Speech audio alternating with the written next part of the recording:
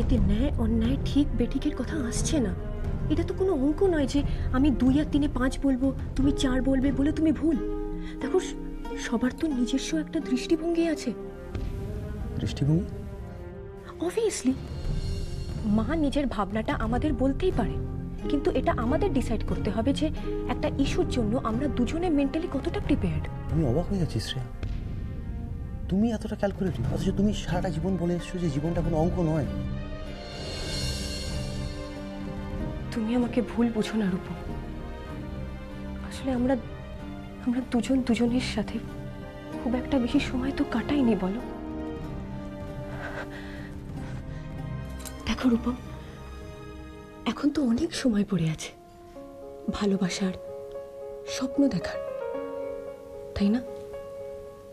আমার না ভয় হচ্ছে শ্রেয়া, মানে এই তুমি স্বপ্ন দেখতে শেখাচ্ছ, পর মুহূর্তে তুমি হয়তো বলবে যে টাইম ইজ ওভার, স্বপ্ন দেখার টাইম শেষ, এসো আমরা বাস্তবের মুখোমুখি হয়ে যাই। রূপম, তুমি কি বলছো আমি বুঝতে পারছি না, এরকম কেন কথা বলছো? না না, আমি একটা জিনিস বুঝতে পারছি না যে আমাদের যদি কোনো একটা সন্তান হয়, যদি একটা ছোট্ট রূপম বা ছোট্ট একটা শ্রেয়া আসে, তাহলে কি সবকিছু বদলে যাবে নাকি? মানে আমরা আর একে অপরকে ভালোবাসবো, এটা হয়? কেন ভালোবাসবো না রূপম, আমরা নিশ্চয়ই ভালোবাসবো, কিন্তু তখন আমরা একে অপরকে মা বাবা হিসেবে ভালোবাসবো, প্রেমিক প্রেমিকা হিসেবে নয়। এটা না আমি মানতে পারছি না। আরে একটা সন্তান এলো মানে আমাদের দুজনের সম্পর্কটা বদলে যেতে পারে, এটা কোনো হয়? রূপম দেখো, তুমি এরকম কেন করছো? দেখো, তুমি তো এই নতুন জীবনটা আমাকে দিয়েছো, এখন আমাদের কত কাজ পড়ে আছে, আমাদের ব্যবসা সামলাতে হবে, কোম্পানি আছে আমাদের। তুমি কি চাও আমি এই সব কিছু ছেড়ে দিই? দেখো রূপম, তুমি আমাকে এই নতুন পথে হাঁটতে শিখিয়েছো, এবার মাঝ পথে যদি আমি হাঁটাটা থামিয়ে দিই, তোমার কি ভালো লাগবে বলো? আমার থেকে দেখো, দেখো, যে আসবে তার জন্য একটা আইডিয়াল পরিস্থিতি দরকার, একটা আইডিয়াল পরিবেশ দরকার। সেটার জন্য অনেক সময় আছে, অনেক সময় আছে। এখন চলো, চলো ঘুমিয়ে পড়ো, অনেক রাত হয়ে গেছে। আর হ্যাঁ, বলতে ভুলে গেছি, বাবা কিন্তু কালকে প্রথম কোম্পানি জয়েন করছে, বাবা খুব পাংচুয়াল। এসো।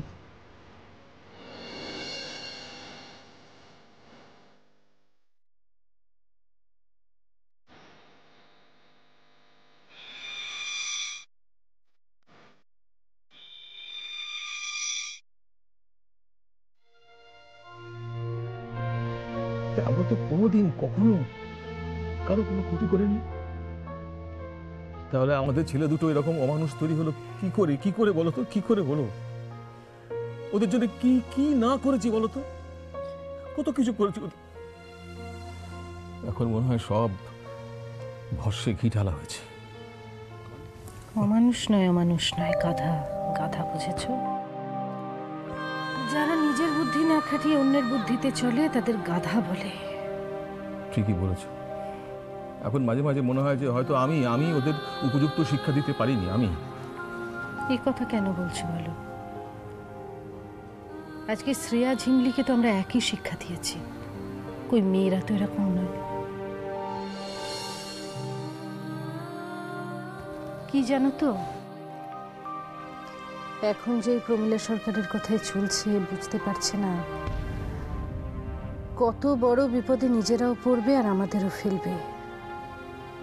ওই মহিলা তো, ও তোমাকে তো বলিনি, আমি তখন যখন ঝিমলির ঘরে গিয়েছিলাম না, তখন দেখি ঐন্দ্রলা অন্ধকারের মধ্যে ওর ঘরে কি খুঁজছে। আমি আলোটা জ্বালতেই অপ্রস্তুতে পড়ে গেল। আমাকে বললো নাকি ও ঝিমলির ঘরের সিডি খুঁজছিল গানের। জানি না আবার নতুন করে কি মতলব পাচ্ছে। চিন্তা তো আমারও হচ্ছে। আসলে প্রমীলা সরকারকে তো বিশ্বাস নেই, ও তো ওইটুকু মেয়ের ক্ষতি করতে ওর এতটুকু আটকাবে না। ওপরে ঈশ্বর আছেন, উনি সব বিচার করবেন। তাহলে বলো, এত দুশ্চিন্তা থাকলে ঘুম আসে না কাজকর্মে মন বসে?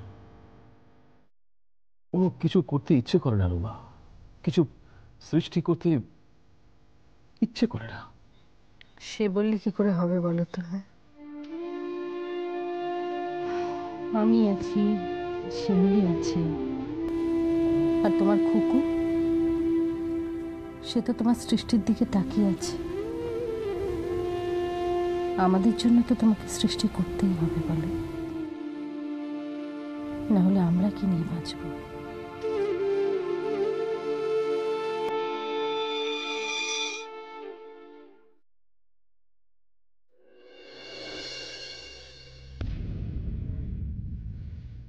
কি আমাকে দেখে এরকম ভূত দেখার মতো চমকে উঠলে যে? ভেতরে শুনি। না মানে আমি ও, বুঝতে পেরেছি। তুমি নিশ্চয়ই ভাবছো যে আমি হঠাৎ করে তোমাদের বিছানা করছি কেন, তাই তো?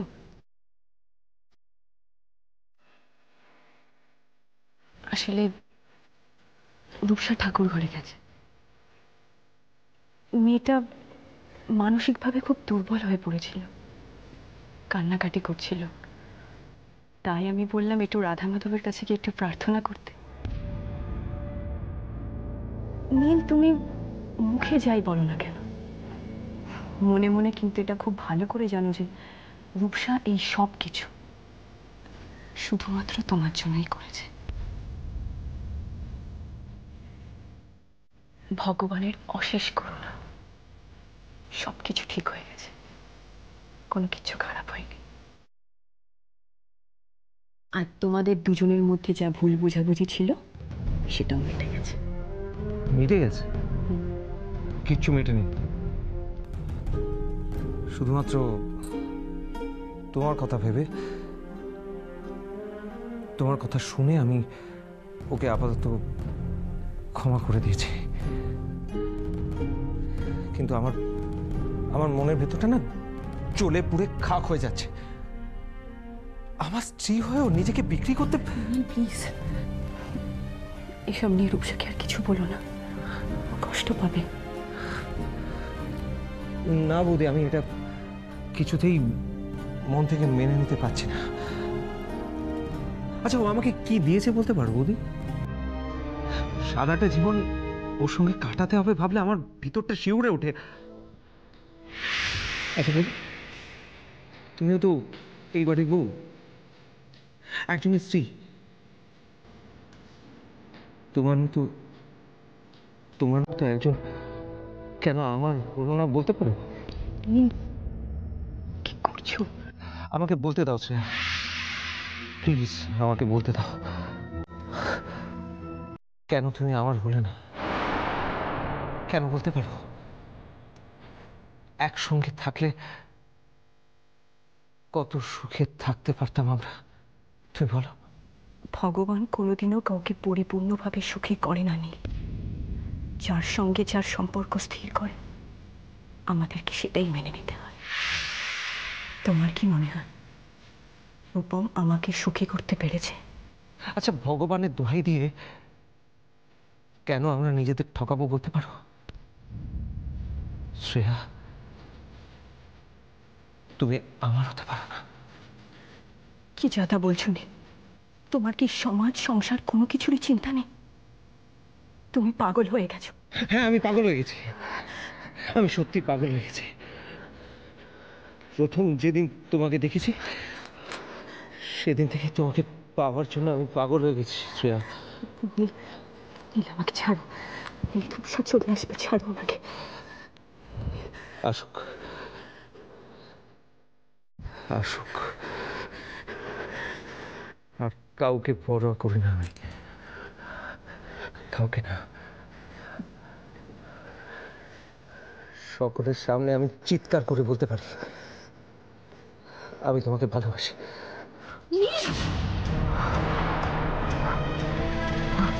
লজ্জা করে না তোমার? তোমার নিজের বউয়ের পাশে শুয়ে অন্য একটা মহিলার নাম নিতে লজ্জা করে না? রূপসা, আমি চুপ করো তুমি, আর একটাও কথা বলবে না। দোষটা আমারই বোঝা উচিত ছিল যে একটা জানোয়ার কখনো মানুষ হতে পারে না। বোঝা উচিত ছিল আমার।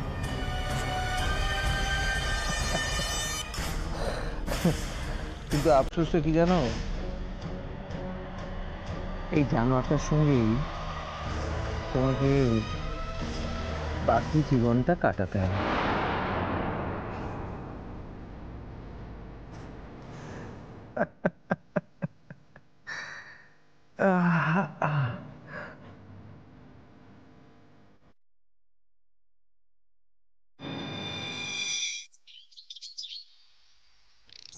কই রে ঝিউলি, তোর মার হলো?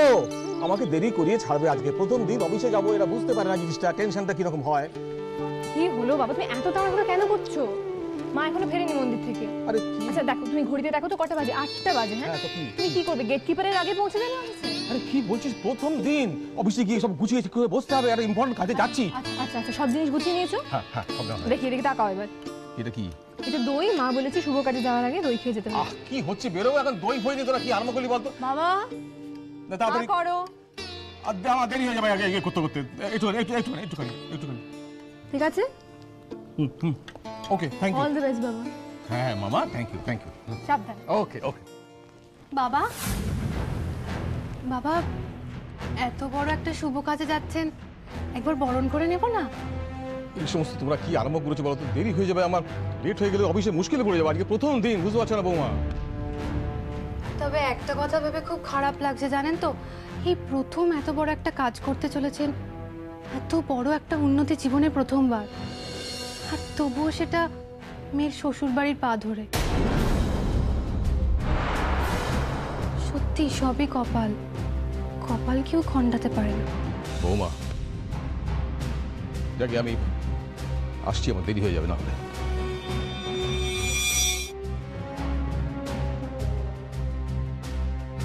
বৌদি তুমি কাকে কি বললে? হ্যাঁ, দেখলে তো, বাবা বরণটাই করতে দিল না।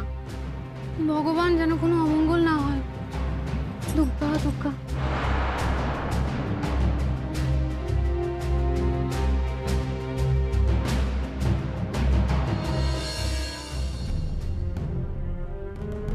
আরে কিরে, হলো তোর? চল। রেডি? হ্যাঁ রেডি। আমরা কিন্তু অলরেডি লেট। ওদিকে হয়তো দেখা যাবে শুভ্র অফিসে পৌঁছে ছড়ি হাতে নিয়ে অপেক্ষা করছে আমাদের জন্য। তো শ্রেয়া কোথায়? শ্রেয়াই তো আমাদের অফিসে এখন ফার্স্ট পার্সন। হ্যাঁ, ও তো রেডি হচ্ছিল, ঘরে ছিল, ওই তো এসে গেছে। সে শরীরটা আজ খুব খারাপ। আচ্ছা কি হচ্ছে বলো তো বাড়িতে? একদিন তুমি অসুস্থ, একদিন শ্রেয়া অসুস্থ, কি হচ্ছেটা কি বাড়িতে? না, দুদিন ধরে যা টেনশন যাচ্ছে, শরীর খারাপ তো হবে, শরীরের আর দোষ কি বলো? টেনশন? কিসের টেনশন? আসলে বাবা, কাজের এত চাপ তো, তাই শরীরটা একটু। আরে এই তো সবে শুরু, এরপরে যখন বড় বড় প্রজেক্টের ফাইল আসবে না, তখন চাপ আরো বেড়ে যাবে।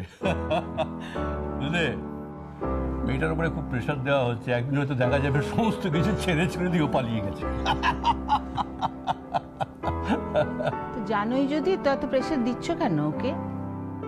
কোথায় এখন বাড়িতে থাকবে, থেকে বাচ্চা কাচ্চা সামলাবে, ঘর সংসার করবে, তা না, দিয়েছো ঘাড়ের ওপর এক গাদা ব্যবসার কাজ চাপিয়ে।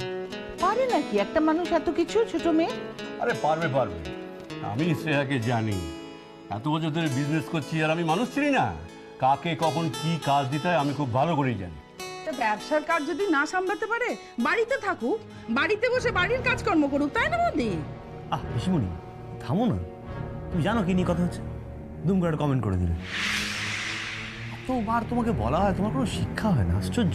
আমি কি এমন বললাম রূপম? আমি তো তোর ভালোর জন্যই বললাম।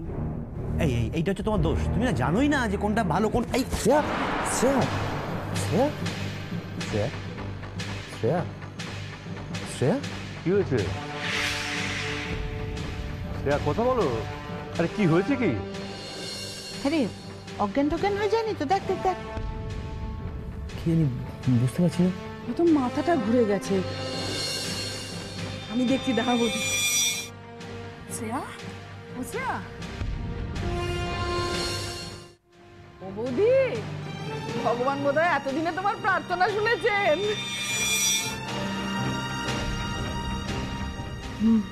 মানে কিসের প্রার্থনা? শ্রেয়া মা হতে চলেছে গো। হ্যাঁ,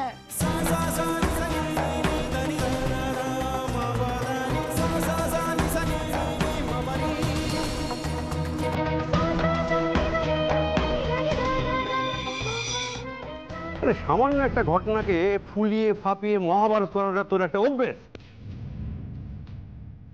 দেখবি না স্যার কি বললো, যে ভীষণ স্ট্রেস যাচ্ছে, টেনশন যাচ্ছে, তাই হয়তো প্রেশারটা একটু ফল করেছে। না গো, সুরভির কথা ঠিকও হতে পারে। দেখছো না ওর মুখ চোখের অবস্থা, দেখো না। ঠিক আছে দাদা, আমার কথা বিশ্বাস হচ্ছে না তো? ঠিক আছে, আমি প্রমাণ দিচ্ছি। সন্ধ্যা, শ্রেয়া, এই সন্ধ্যা, শ্রেয়া, একবার এদিকে আয় তো। কিছু বলছো পিসিমণি? সন্ধ্যা, যা তো একটু তেঁতুলের জল নিয়ে আয়, যা। কেন, কি হবে? চুপ কর তো, তোকে যা করতে বলেছি করবি, যা শিগগিরি যা।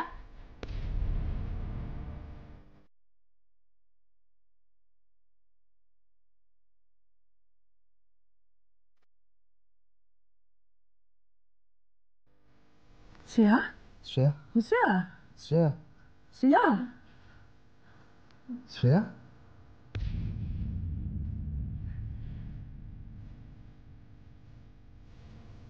পিসিমণি, হ্যাঁ এনো।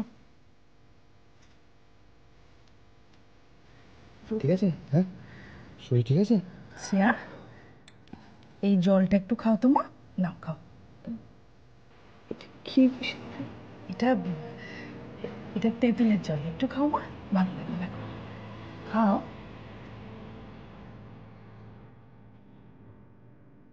এনো,